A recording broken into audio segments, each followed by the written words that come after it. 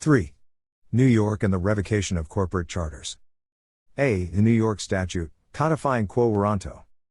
Actions brought to revoke corporate charters for misuse or non-use were grounded in English common law. The nature of the action was quo warranto. This common law framework for bringing a corporate revocation action by the sovereign for acts of omission or commission was based on the idea that the sovereign responsible for conferring the privilege also retained the right to forfeit the franchise. Two of the recognized grounds for revocation of a corporation charter were misuse of the powers granted by the charter and non-use of the franchise. Many state legislatures found it necessary to codify the common law process by which the state could initiate an action to revoke corporate charters.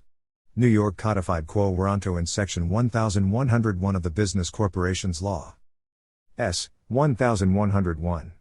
Attorney General's action for judicial dissolution. A. The Attorney General may bring an action for the dissolution of a corporation upon one or more of the following grounds. 1. That the corporation procured its formation through fraudulent misrepresentation or concealment of a material fact. 2. That the corporation has exceeded the authority conferred upon it by law, or has violated any provision of law whereby it has forfeited its charter, or carried on, conducted, or transacted its business in a persistently fraudulent or illegal manner, or by the abuse of its powers contrary to the public policy of the state has become liable to be dissolved. B. An action under this section is triable by jury as a matter of right. C. The enumeration in paragraph A of grounds for dissolution shall not exclude actions or special proceedings by the Attorney General or other state officials for the annulment or dissolution of a corporation for other causes as provided in this chapter or in any other statute of this state. This modern statute, set forth above, discards the procedural handicaps of the older codification, which stated that the legislature had the responsibility of formally requesting that a quo warranto action be brought. The current statute retains the common law standard for revocation of misused corporate charters through Section 1101a, 2, which allows a suit to be brought when a corporation either violated any provision of law or transacted its business in a persistently fraudulent or illegal manner. The non-use category of revocation was grounded in common law, and would probably find application under Section 1101a, 2, which states that a charter may be revoked if the corporation has abused its powers contrary to the public policy of the state. The next sections of this paper analyze these misuse categories for charter revocation in the New York courts and explore the cases brought for non-use of charter powers. First, however, before engaging in case-specific dialogue concerning these grounds for revocation, it is important to review the general limitations established by the New York courts in corporate charter actions. V. General limitations on the exercise of revocation. Powers under Section 1101. From 1890 until 1910, New York's revocation statute was actively litigated in the New York Court of Appeals and the New York Supreme Courts. The power of the state attorney general to revoke the corporate charter is subject to certain general limitations. The first general limitation was explained in the New York Court of Appeals decision in People v. Buffalo Stone and Cement Company, in which the court held that the Attorney General must bring the revocation action based on the requirements of the public interest, which meant that he was barred from bringing an action merely to remedy private wrongs. In Buffalo Stone, the defendant corporation failed to file an annual report as mandated by New York corporate law and failed to pay in the amount of capital stock required under the corporation's charter. The Attorney General was approached by various stockholders who requested that the corporation's franchise should be forfeited and its charter annulled. In reaching the conclusion to revoke the charter, the court reasoned that the duty established by the legislature in requiring an annual report and in mandating the fulfillment of charter responsibilities was a duty which the corporation owed to the public generally for the protection of all persons who may have occasion to deal with it. Therefore, the omission or violation by the company incurs the liability of forfeiture. Since the Attorney General was the only entity mandated by law to determine what violated the public interest, the court declared it to be the only one authorized to bring a quo warranto suit. Despite the limitation that the suit be brought in the public interest, an environmental suit would not be barred because many environmental statutes, both federal and state, are enacted for public purposes. For example, the Clean Water Act policy to maintain the integrity of the nation's waters is clearly a public purpose. In light of this provision and others like it in the various environmental statutes, if the Attorney General brought an action to revoke a corporate charter for violation of an environmental law, it would be unlikely that the court would bar the action for failure to bring the suit in the public interest. Standing to challenge corporate charters is the second general limitation imposed by the courts on the power of charter revocation. In Re Brooklyn Elevated Railroad Company, the court held that a private individual cannot set up the forfeiture or in any way challenge the corporate existence with its full vitality. In Brooklyn Railroad, the Brooklyn Elevated Railroad Company had failed to complete a railroad line in the time period established by their charter. In dismissing the action which sought dissolution of the corporation due to non-use of the charter, the court reasoned that only the state, which gave the corporate life, may take it away. The court stated that the authorities for the position that only the state may challenge the corporate existence are numerous and uniform, both in this country and England. In summary, the courts have declared that the revocation proceeding must be pursued by the Attorney General in the public interest, and that private individuals have no individual standing under which to pursue corporate charter revocation. The judicial reasoning behind this denial of individual standing to bring revocation action centers on the plain language of Section 1101, that it is the sovereign's sole duty to determine what the public interest requires. These two general limitations that surround the action to revoke a corporate charter are very closely related. Since the Attorney General is the only body that is legislatively empowered to initiate an investigation into whether the public interest demands charter revocation, it logically follows that individuals would be barred from entering this domain. Thus, the standing limitation thus directly derives from this legislatively mandated role of the Attorney General as sole enforcer. The New York courts which have ruled in cases involving the charter revocation statute have upheld revocation on several grounds, including for non-use of the franchise granted by the charter and for misuse of the charter powers. It is important to examine both of these categories of judicially recognized revocation actions to explore the changing relationship between the courts and the corporation, from the early 19th century to present day and their relationship to environmental protection. Misuse of charter powers seems the most relevant category for those seeking contemporary charter revocation actions, since many corporations have a consistent history of violation of state and federal environmental laws. Environmental protection suits were virtually non-existent until the latter quarter of the 20th century, and thus, were never litigated as a foundation for corporate charter revocations in New York courts or elsewhere. With the advent of statutory frameworks developed in the Clean Water Act, CWA, the Resource Conservation and Recovery Act, RCRA, the Endangered Species Act, ESA, the Comprehensive Environmental Response Compensation and Liability Act, CERCLA, the National Environmental Policy Act, NEPA, the Clean Air Act, CAA, and other environmental statutes, the standards under misuse cases in which the courts have previously granted revocation of corporate charters become of increasing relevance in any new litigation aimed at those corporations which have a history of consistently violating these and other state statutes. Numerous large and small corporations have well-documented histories of continuous violations of federal and state environmental statutes. The penalties assigned to these corporations and the permits they have received have not curtailed their continuous violations. A small sample of large corporate polluters that have consistently violated environmental statutes to the extent that it could be convincingly argued that they misuse their corporate charters are the $40 billion agricultural corporation Cargill, General Electric, and USX Corporation. There are also well-documented cases of smaller corporations that have violated environmental law so often and so egregiously that they clearly misuse their corporate charters. These corporations include the Stan Tank Cleaning Corporation and Marine Movements Incorporated, owned by the Frank family of New York, and the K&L Plating Company of Oakland. The actions by the above corporations are just examples of continuous and severe environmental statute violations by corporations that could easily be construed as misuse of their corporate charters. C. Revocations based on non-use of the corporate charter. One of the common law grounds for revocation of corporate charters was for non-use of the charter powers.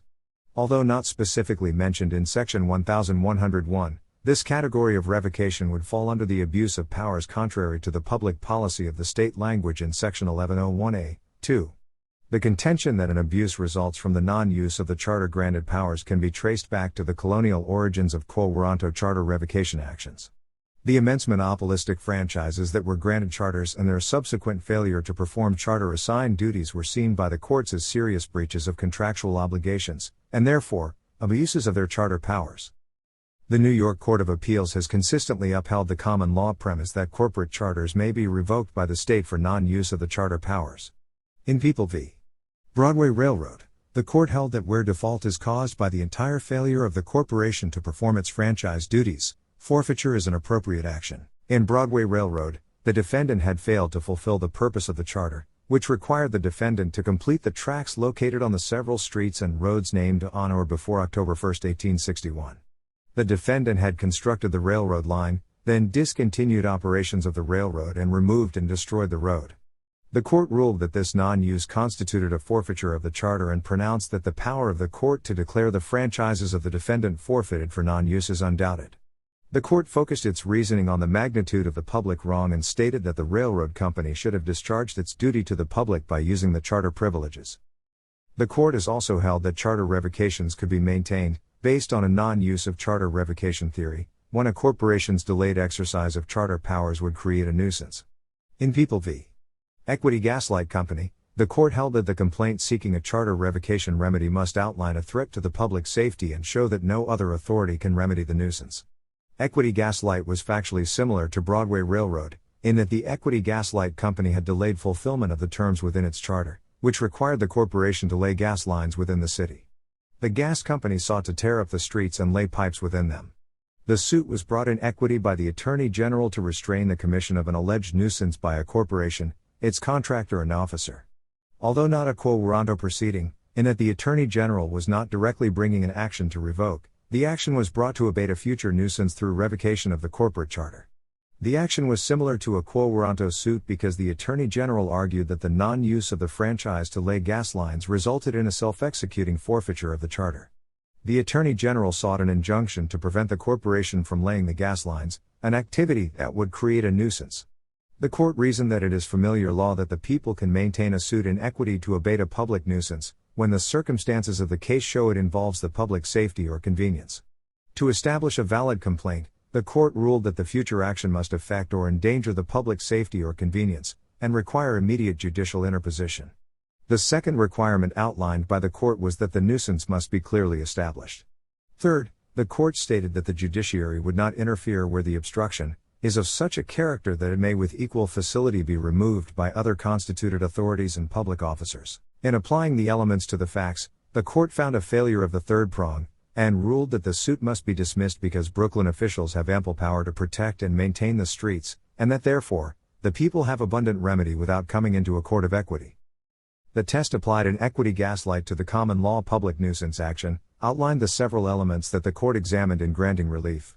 More importantly, the Equity Gaslight test supplies valuable insight as to the analysis that the court may apply in future corporate charter revocation actions brought by the Attorney General under New York's Section 1101.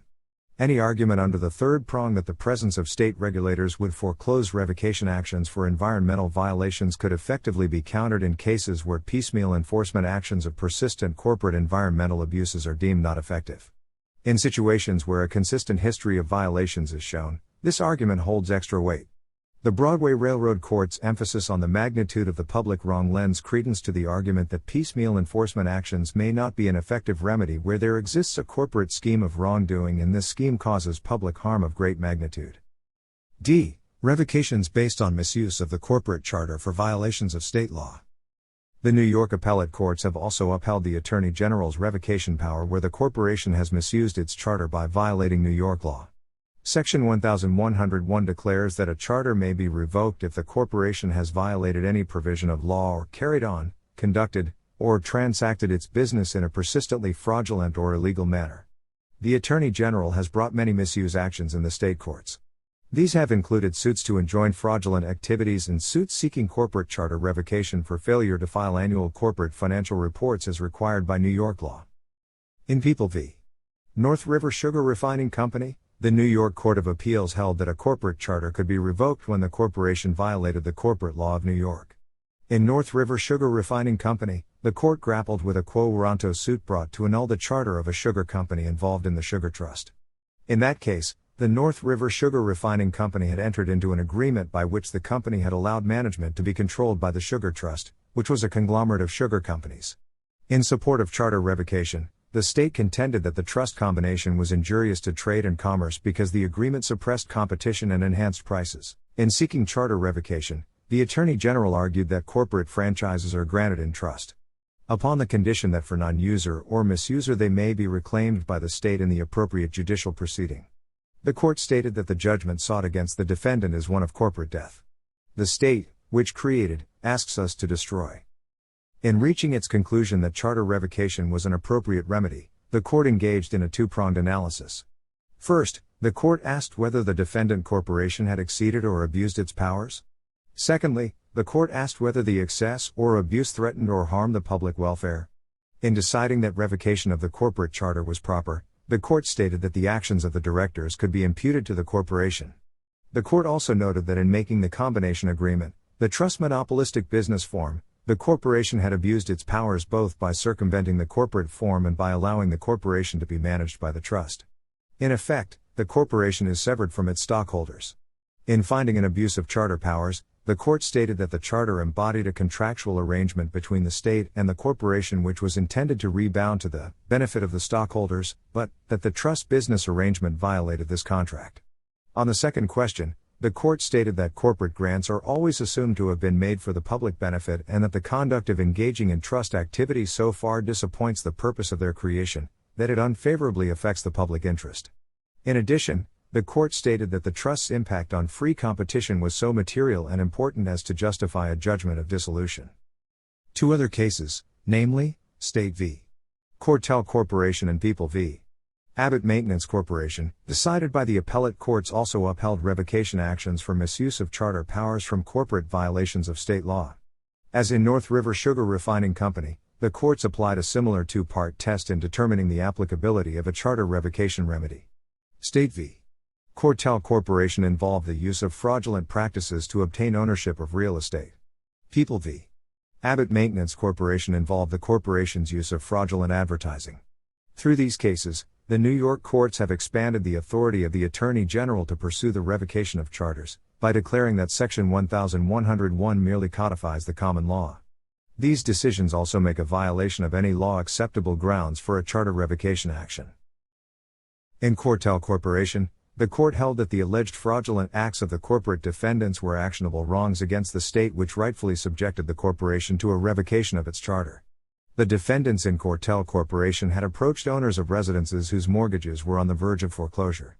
They then promised to reconvey title to the owners of the real estate if they would first agree to convey their house title to the corporation. The fraud was completed when the corporation subsequently refused to reconvey the title or to return the fee that was charged for the fraudulent transaction. In upholding revocation of the corporate charter under the authority of Section 1101, the Court of Appeals declared that Section 1101 of the Corporation Law of New York simply codified the Attorney General's standing to vindicate the state's right and provided for dissolution of the corporate abuser of the state's grant of corporate existence.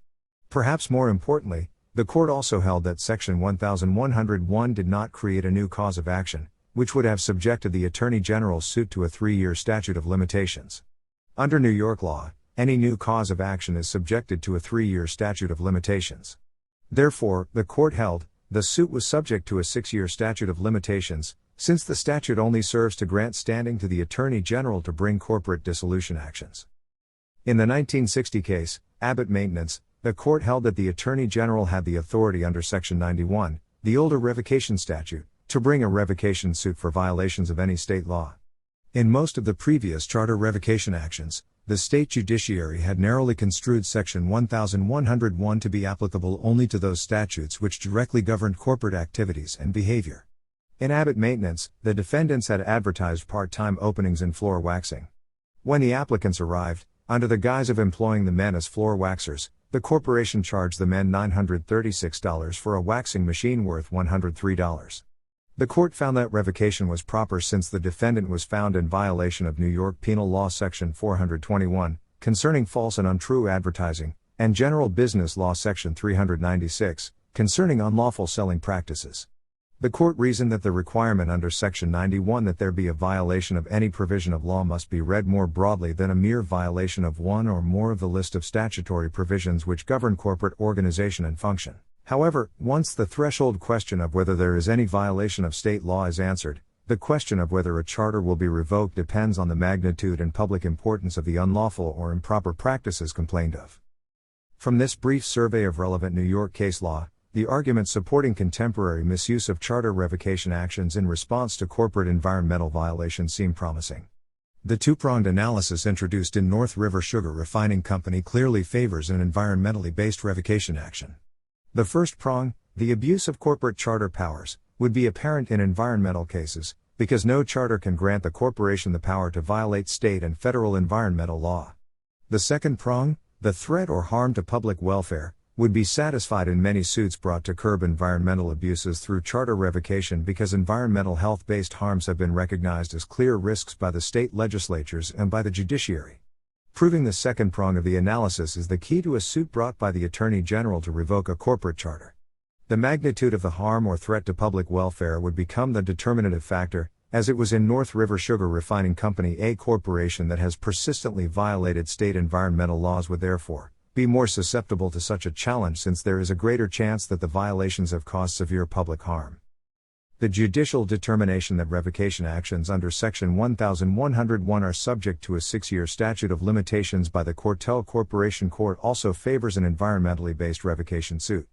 The extension of the statute of limitations would grant the Attorney General greater leeway in showing the corporation's history of environmental abuses. Thus, the language in Section 1101 that demands persistent, fraudulent activities for charter revocation could be more easily satisfied by a 6-year history of lawbreaking, rather than a 3-year history. Although the older violations may be less credible, especially if the corporation has improved its environmental record, this still offers the Attorney General more freedom in the establishment of a pattern of conduct under his burden of proof in Section 1101.